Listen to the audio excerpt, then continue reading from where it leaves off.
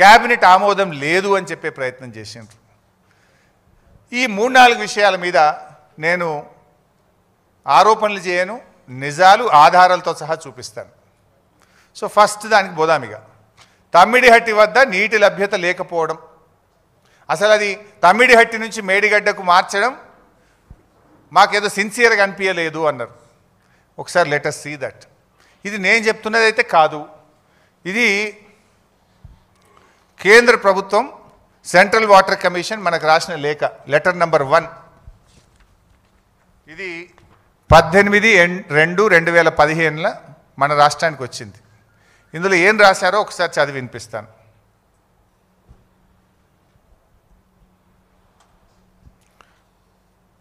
There is a spillage of water during monsoon period, especially during the high water stages. It has been estimated that approximately 70.2 TMC of water is spilling, corresponding to 75% dependable year based on proposed pumping provision for the submitted proposal. In case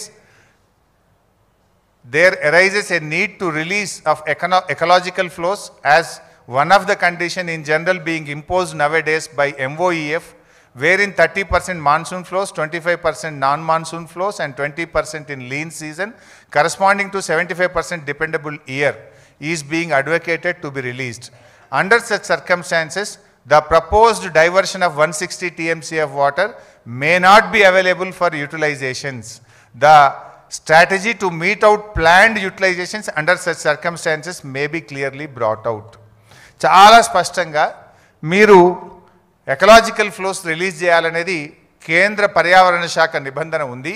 దాని ప్రకారంగా విడుదల చేస్తే మీకు 160 TMCల నీళ్లు ఉండవు అని 18 ఫిబ్రవరి 2015 ఒక లేఖ వచ్చింది. తర్వాత ఇంకొక లేఖ వచ్చింది 4th మార్చ్ 2015.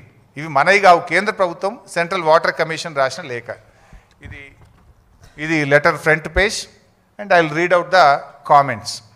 చాలా డీటెయిల్గా చెప్పినారు కానీ నేను సింపుల్గా చెప్పే ప్రయత్నం చేస్తా, టైం.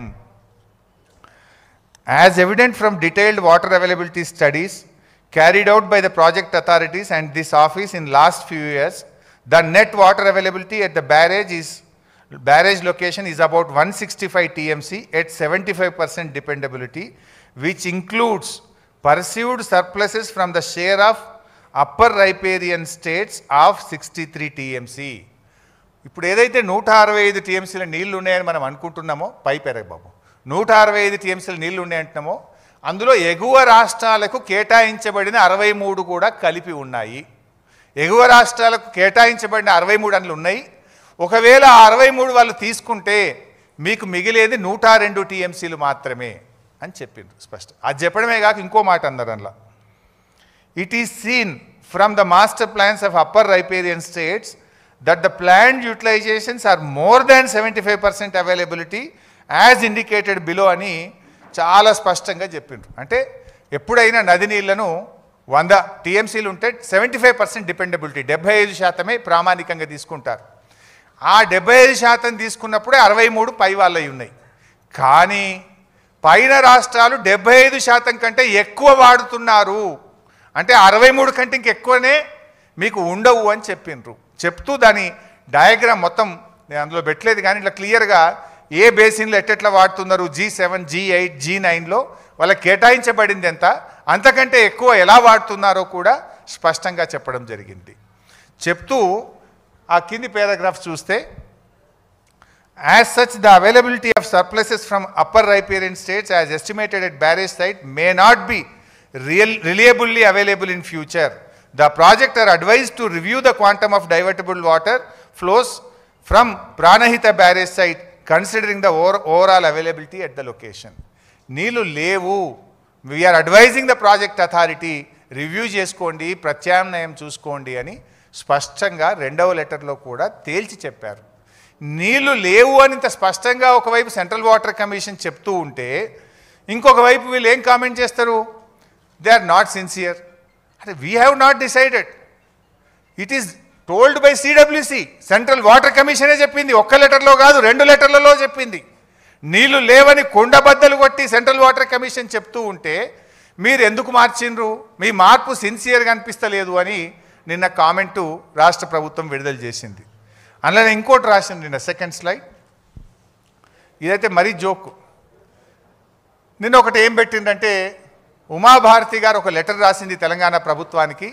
దాంట్లో హైడ్రాలజీ క్లియరెన్స్ వచ్చిందని చెప్పిండ్రు అని చెప్పి నిన్న ఒక letter రాసిండ్రు. Next page.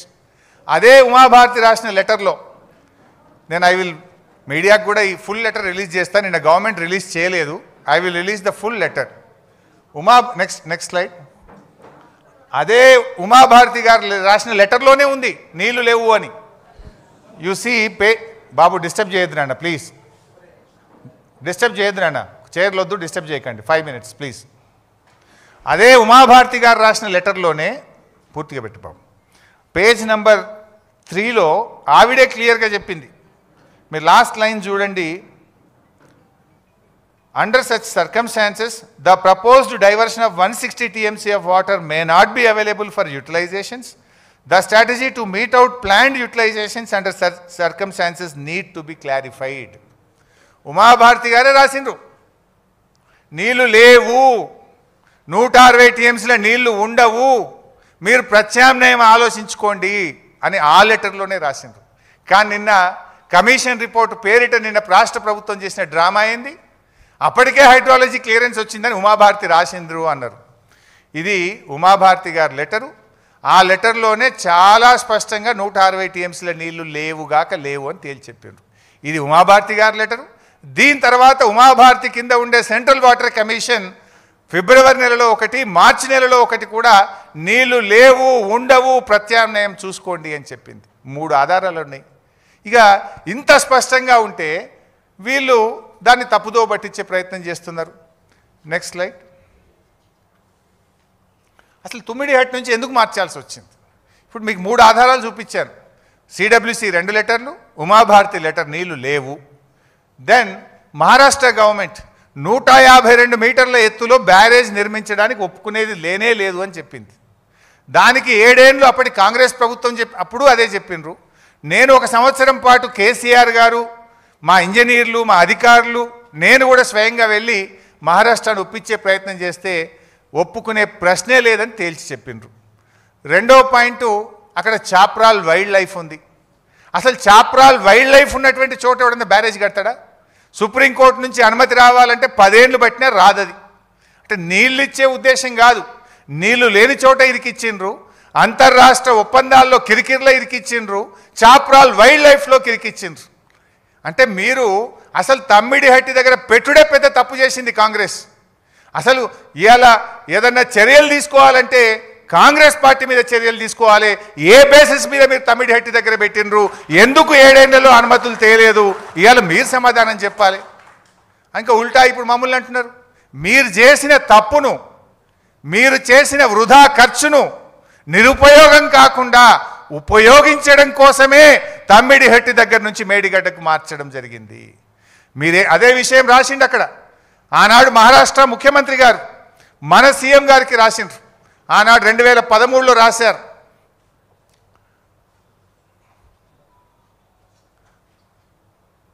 At this full reservoir level 152 meters, about 2099 hectares of land from 22 villages of district Chandrapur and 8 villages of district Gachiroli is likely to be submerged, and this is the main cause of unrest among the farmers in the area.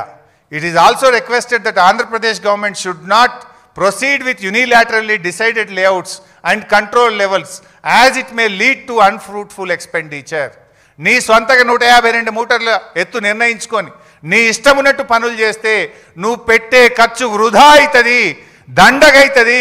నువ్వు వెంటనే ఆపుకో, review చేసుకో అని హెచ్చరిస్తూ మహారాష్ట్ర ముఖ్యమంత్రి మనకు రాసిండు. ఇది మీరు చేసిన తప్పు. మహారాష్ట్రాన్ని ఒప్పించకుండా, నీళ్లున్నాయా లేవా చూడకుండా, వైల్డ్ లైఫ్లో ఇరికిచ్చి తెలంగాణకు ద్రోహం చేసింది కాంగ్రెస్ పార్టీ. మీరు చేసిన తప్పును సరిదిద్దడం కోసం కేసీఆర్ గారు దాన్ని మేడిగడ్డకు మార్చడం జరిగింది.